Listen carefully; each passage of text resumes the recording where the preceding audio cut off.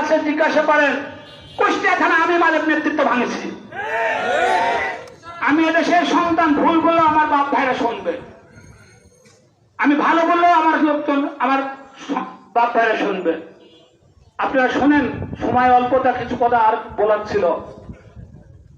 আজকে এই শহীদদের আত্মত্যাগের বিনিময়ে আমরা আজকে এই শেখ হাসিনা সরকার পালাতে বাধ্য হয়েছে।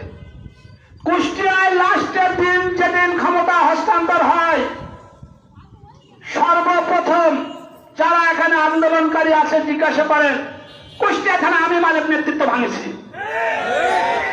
এমন একটা দিন নাই আমার 3টে ছেলে, আমার পরিবার, আপনি বোন, আপনি ভাই, চাচি, সে নিজেও এই আন্দোলন